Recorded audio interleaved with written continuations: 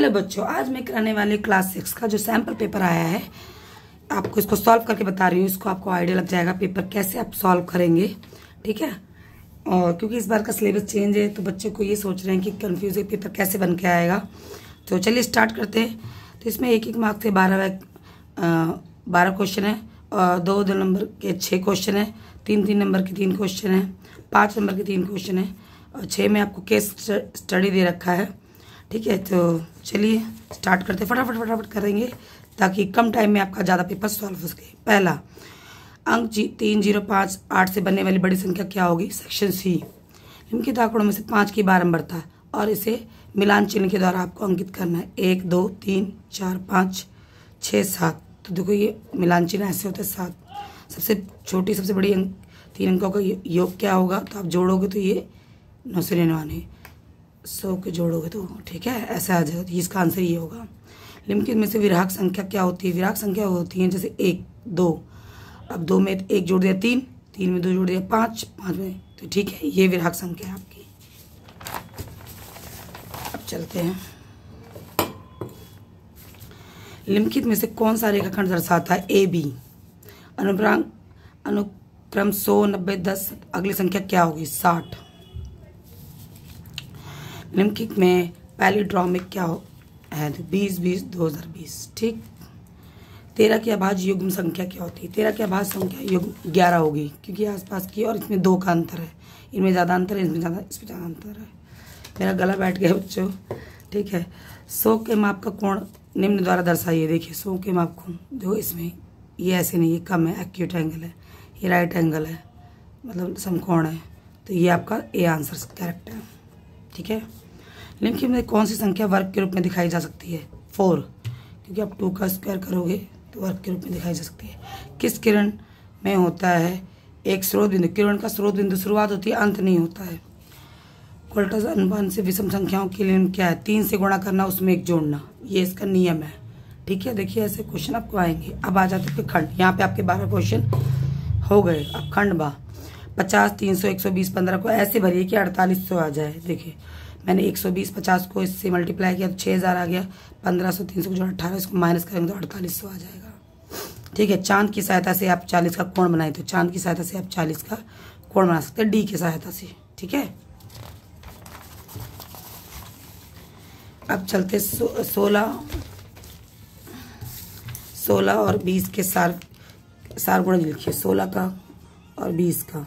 16 किस किस पहाड़े में आता है?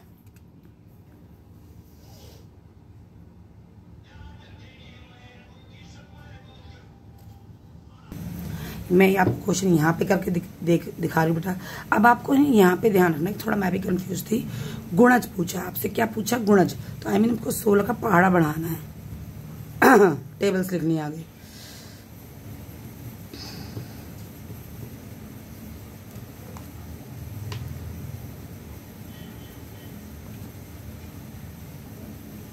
एक 112 128 और हो गया 114। आप 16 का पहाड़ा लिख लीजिए, ठीक है। ऐसे 20 40, यहाँ पे 60 आएगा, 80 100 120 140। देखिए एक तो आपको मिल गया। अब देखिए 160, हाँ ये दूसरा मिल गया आपको। इसमें 2 सार गुणज बोले थे तो आपका 60 और 180। ये बच्चों ध्यान रखना, गुणज पूछे तो आपको पहाड़ा आगे बढ़ाना है। अगर गुणनखंड पूछे तो आपको किस पहाड़े में आता वो देखना है। इसमें बच्चे कंफ्यूज हो जाते हैं, मैं भी कंफ्यूज हो रही थी, तो ठीक है। तो आप कंफ्यूज मत होना, ठीक है। आगे समझ में आ गया। आपका 4th क्वेश्चन भी कंप्लीट हुआ। अब चलते हैं 5th क्वेश्चन पे। निम्नलिखित तालिका विभिन्न पैकेटों में बिस्कुट की संख्या दर्शाती है। अब यहाँ पे पिक्टोग्राफ हो रहा है। ये क्या है? पिक्टोग्राफ। एक बिस्कुट का मतलब है 5 बिस्कुट। तो ए में कितने हैं? 20, बी में 10, सी में 5 10 15 20 25 30 35 15 25। अब क्वेश्चन पूछा है पैकेट ई में कितने बिस्कुट हैं भाई? 25 है। तो आप यहाँ पे लिख दो 25। किस पैकेट में बिस्कुट की संख्या सबसे अधिक और कितने? तो भाई सी में है 35 और कितने अधिक हैं? तो अभी किससे कितने अधिक बताया जाए? तो मैं अगर 25 से बता दूं तो 10 अधिक है। ठीक है। दिन में किस समय घड़ी की सुइयां बनाती है एक रिजु कोण। आप यहाँ पे घड़ी बना के देखेंगे, रिजु कोण होता है 180 डिग्री का, ठीक है।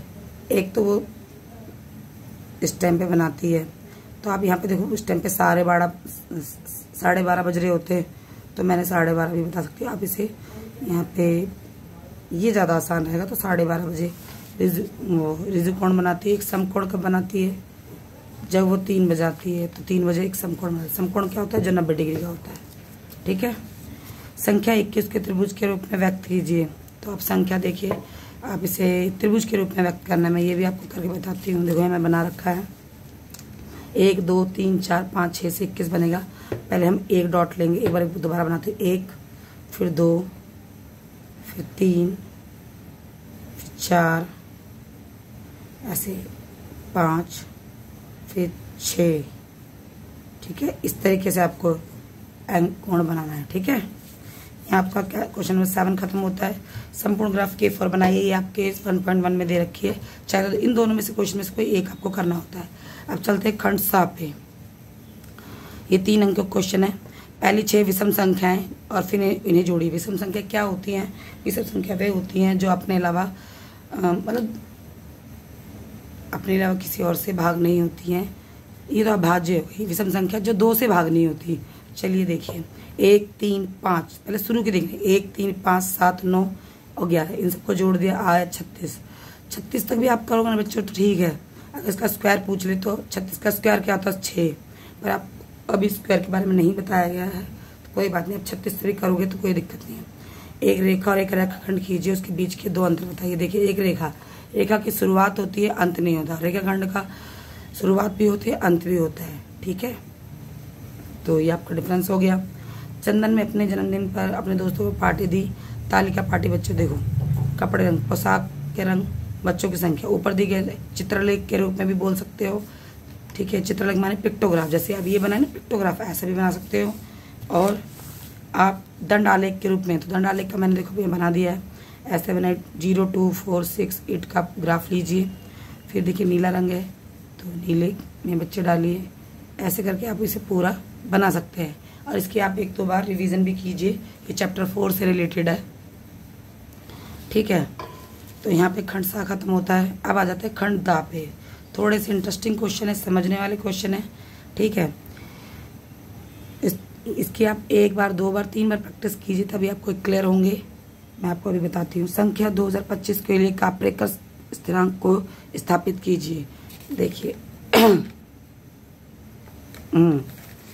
मैंने आपको यहाँ पर इन दोनों में से कोई एक कर सकते, पर मैंने आपको दोनों करके बताए, और कैसे करने हैं आपको मैं बहुत बारीकी समझा रही हूँ। देखिए, आपको इस संख्या दी हुई है 2025। अब इससे पहले तो एक बार इसको बड़ी संख्या बनानी है, बना ली, फिर एक बार छोटी बनानी है। अब क्रम देखिए, बड़ी में से छोटी घटा दी, ये आ गया आपका, आ गया। अब इसको इस साइड ले जाओ, ये एक संख्या बन गई। फिर इसमें से इसको बड़ी बनाओ, छोटी बनाओ, फिर इसको इसमें से घटा दो, ये संख्या बन गई। फिर इसको यहाँ पर ले आओ, फिर इसमें से एक बड़ी बना दो, फिर इसे छोटी बनाओ, फिर घटाओ, फिर एक संख्या बन गई। फिर इसको यहाँ ले आओ, ये जब तक करना है मैं आपको बताऊंगी कब तक करना है, ठीक है। फिर यहाँ ले आओ, फिर इसकी एक बड़ी बनाओ, फिर छोटी बनाओ, फिर इसे घटा दो, ये आ गई। फिर इसे इस साइड ले आओ, फिर इसकी एक बड़ी संख्या बनाओ, फिर छोटी संख्या बनाओ, फिर घटा दो। फिर देखो ये संख्या आ गई ना। अब इसको यहाँ पे देखो, यहाँ पे फिर इसकी बड़ी बनाओ, देखो बड़ी बनाई तो सेम टू सेम आ गई ना। तो यहाँ पर क्या हो गई, स्थिरांक हो गई, ठीक है, रुक गई, ठीक है। और इसमें से फिर छोटी बनाओ, इसे घटा दो, ये आपकी आ गई स्थिरांक संख्या, ठीक है। मतलब कहाँ तक करना है, ठीक है। ये समझ में आ गया होगा आपको, इसलिए मैं थोड़ा डिटेल में करके एकदम दिखाया है। अगर नहीं आया तो मैं करके भी दिखा दूंगी कि स्थिरांक संख्या कैसे निकाली जाती है, तो आप समझ लो। और 1-2 बार 3 बार प्रैक्टिस इसकी जरूर करो, ठीक है। चलिए अब इसके चलते अथवा वाले क्वेश्चन पर। सबसे छोटी सबसे बड़ी अंक एक पैलिड्रोमिक संख्या का योग अंतर ज्ञात कीजिए। क्या दोनों स्थिति प्राप्त पैलिड्रोमिक है? तो देखिए ये भी क्वेश्चन इंटरेस्टिंग है, सब क्वेश्चनों को करके समझना है। देखिए अथवा वाला, पहले सबसे छोटी 5 अंकों की पैलिड्रोमिक संख्या, तो सबसे छोटी संख्या क्या होती है ये, इसमें आपको एक जोड़ देना है, ये बात ध्यान रखनी है। पैलिड्रोम में आपको छोटी संख्या में एक ऐड कर देना है। बड़ी संख्या ये रही। अब इसका योग कीजिए, आपने इसको जोड़ा तो ये आ गया। अब इसको पलट दो, पलटोगे तो ये देखो सेम रिपीट हुआ। ये तो यहाँ पे भी इकाई, दहाई, सैकड़ा, हजार, 10,000, 10,000, 1,11,10,000 बन रहा था, मगर इसको पलटा तो 11 रुपये बन गए। तो ये पैलिड्रोमिक नहीं है, मतलब सेम वैल्यू नहीं निकली, सेम संख्या नहीं हुई। अब घटाने का देखेंगे, हमने बड़ी संख्या में से छोटी संख्या घटा दी, इतनी आ गई। अब इसको पलटेंगे, देखो पलटा मैंने 8 आ गया, नहीं तो सेम आ गई ना सारी, इसमें कोई डिफरेंस नहीं आया, तो ये पैलिड्रोमिक संख्या है। ठीक है, तो इसको इस तरीके से करना है, देख लो समझ लो। नहीं आता है तो एक बार कमेंट में लिख देना कि मैम प्लीज एक्सप्लेन 11 क्वेश्चन में। अगेन इसके एक मतलब करते हुए वीडियो बना दूंगी आपको। ठीक है बच्चों, चलो ठीक है, यहाँ तक समझ में आया होगा। ये दो क्वेश्चन है, थोड़ा सा आपको करने पड़ेंगे रिवाइज। चलते 12 क्वेश्चन पे, बहुत अच्छा क्वेश्चन है ये। दी गई आकृति में निम्नलिखित का नाम बताइए। 25 माप का एक कोण, देखो 25 डिग्री ये दे रखा है, तो आप ECB भी लिख सकते हो। ये याद रखना, जो भी एंगल दिखा रहे हो वो बीच में आना चाहिए, तो C मैंने बीच में लिखा है। ठीक है, एक रेखाखंड तो कोई भी हो सकता है, AB, BC, सारे रेखाखंड ही है बेटा। एक अधिक कोण ले लो तो FEC, ये अधिक कोण है आपका। कोई दो किरण EF हो गई, CE हो गई, BA हो गई, कोई से भी लिख सकते हो। कोई 4 बिंदु तो ABCDE। ठीक है, अब आ जाओ, अभाज्य गुणनखंड करके जांच कीजिए 132 84 सहभाज्य। देखिए यहाँ पे गुणनखंड, देखो अब यहाँ पे गुणनखंड आ गया। मैं आपको पहले बता रही हूँ, चैप्टर 5 में गुणनखंड और गुणज में बच्चे कंफ्यूज हो जाते हैं, तो ध्यान रखना। अब गुणनखंड पूछा है तो मैंने इसका फैक्टर करा, फैक्टर भी कैसे किया है मैं वो भी करके दिखा देती हूँ, वैसे बच्चों को आता होगा। 2 छिके 12, 2 छिके 12, तो 3 एकम 3। ठीक है, ऐसे करा है। ठीक है, तो यहाँ पे निकला 2 2 3 11। ऐसे 84 का किया 2 2 3 7। इसमें जो कॉमन है ना, इसमें जो कॉमन है यहाँ पे 84 का भी कर दिया। और 80 देखिए, जो दोनों में कॉमन होता है उसे लिखा 2 2 2 4 4 थे 12, तो 12 सहभाज्य नहीं है। ठीक है, ये दोनों की सहभाज्य संख्या कौन सी होती है? जिसका कॉमन एक ही आए, जिसका कॉमन एक आए। मैंने बताया था ना सहभाज्य संख्या कौन सी होती है? जिसका सारा गुणनखंड एक आए, मगर इसका तो ज्यादा आ गया तो सहभाज्य संख्या नहीं है। अब मैं इसका अथवा बता रही हूँ, तो अथवा को भी आप ऐसे ही करेंगे, तो इसको आपको अलग अलग करके दिखा सकते हैं। ठीक है, ये आपका 5 मार्क्स का क्वेश्चन है, 5 मार्क्स 4 मार्क्स का होगा, तो आप ऐसे कर करके देख सकते हैं। मैंने कम टाइम में ज़्यादा आपको पेपर सॉल्व किया। अगर कोई नहीं समझ में आता है तो आप मुझे आराम से बोल सकते हैं। ठीक है, एक परिवार में बच्चों के जन्मदिन इस प्रकार है: प्रशांत, यामिनी, विनीता, मृदुल। ठीक है, आपको अभी हम उपयुक्त जानकारी के आधार पर इनके प्रश्न को उत्तर दीजिए। किसकी जन्मतिथि 3 का गुणज है? तो देखिए इसमें 3 27 से कट रहा है, 2015, तो ये प्रशांत हुआ इसका उत्तर। किसकी जन्मतिथि? एक अभाज्य संख्या है, अभाज्य संख्या जो अपने अलावा किसी और से भाग नहीं होती, विनीता। देखो 31 भी नहीं आ रहा, 11 भी नहीं आ रहा। ठीक है, विभाज्यता नियम को प्रयोग करते ज्ञात कीजिए मृदुला की जन्मतिथि जन्मपा उसकी गुणनखंड है। किस वर्ष में सभी जन्म महीनों की विभाजित है? तो यामिनी की। किसका जन्म वर्ष सभी जन्म महीनों से विभाजित है? तो यामिनी, ये रहा। ठीक है, इसका आंसर यामिनी होगा। अब चलते क्वेश्चन नंबर 15। आप इस क्वेश्चन में देखिए ना, अगर आपके 3 क्वेश्चन दिए हैं, इसमें से अगर एक भी सही था तो आपको 1 मार्क्स मिलेंगे। ये सब मतलब बांट दिया, 4 मार्क्स का पेपर है ये, 4 मार्क्स। ठीक है, क्वेश्चन पेपर है, क्वेश्चन है। निम्नलिखित बार ग्राफ पूजा द्वारा उसकी कक्षा परीक्षा में अंक मिले हैं। अभी आपको बार ग्राफ दे दिया है, अब इसके हिसाब से आपको आंसर देना है। पूजा ने विज्ञान में कितने अंक प्राप्त किए? विज्ञान में देखिए उसने कितने किए? 50, तो लिख लीजिए 50। किस विषयों में उसने गणित से अधिक अंक प्राप्त किए? किस विषयों में? गणित कहाँ है भाई? 70 है, हिंदी में। ठीक है, अब पूजा द्वारा अंग्रेजी और सामाजिक ज्ञान में कुल अंग्रेजी और सामाजिक, अंग्रेजी में उसने किए 60, सामाजिक में किए 40, तो 60 और 40 को जोड़ देंगे,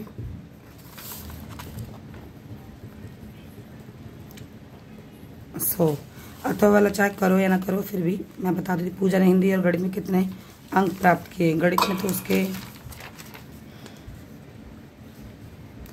70 थे, और हिंदी में 80 थे। यहाँ पे 80 और 70 को जोड़ दोगे 150। इन दोनों में इसको एक करना है। अब आ जाओ पेपर का लास्ट क्वेश्चन। ये थोड़ा सा इंटरेस्टिंग है, समझो इसको। माधव, सुनील और सुमन एक खेल खेल रहे हैं। उसके पास एक कार्ड है जिस पर कुछ संख्या लिखी है। सभी को अपने अपने कार्ड में महाकोष ढूंढने हैं। ठीक है, महाकोष क्या होता है? जो सबसे बड़ी संख्या होती है। ठीक है, तो ये आपके माधव कार्ड है, सुनील कार्ड है, सुमन का कार्ड है। उपयुक्त जानकारी के आधार पर निम्न के प्रश्न के उत्तर दीजिए।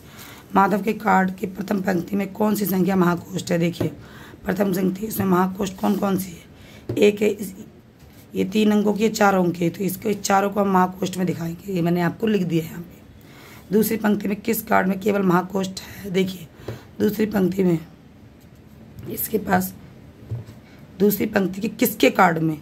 ये सारे 4 अंकों की है। एक महाकोष देखना है। इसके पास तो 3 है, इसके पास भी 4 है, तो इसका उत्तर लिखेंगे किसी के पास नहीं है। महाकोष्ठ होता है, इसमें एक महाकोष्ठ पूछा है, तो इनके पास तो सबके पास 3, 2 हैं। ठीक है, तो किसी के पास नहीं है। सुनील के पास महाकोष्ठ की संख्या आरोही क्रम में। सुनील के पास, सुनील ये रहा, हाँ, इसको एक बार आरोही क्रम का सबसे छोटे से बड़ा, पहले छोटा उससे बड़ा, और फिर एक बार सबसे बड़ा उससे छोटा, ऐसे करके लिखना है। आरोही क्रम, अवरोही क्रम। ठीक है, सुमन के पास कार्ड के पास सबसे बड़ी संख्या, सुमन का कार्ड ये रहा, और सबसे छोटी संख्या महाकोष्ठ का अंतर मान होता है माइनस करना। आप इसमें सबसे बड़ी संख्या देखोगे तो ये दिखेगी, मैंने यहाँ लिख दी है। सबसे छोटी संख्या देखिए, उसको माइनस कर देगी, या उसका अंतर आ गया। यहाँ पे इसका आपके बच्चों का पेपर खत्म होता है। मैंने पूरी कोशिश की है कम टाइम में आपको ज़्यादा बताने की, ताकि वीडियो लंबी ना बने।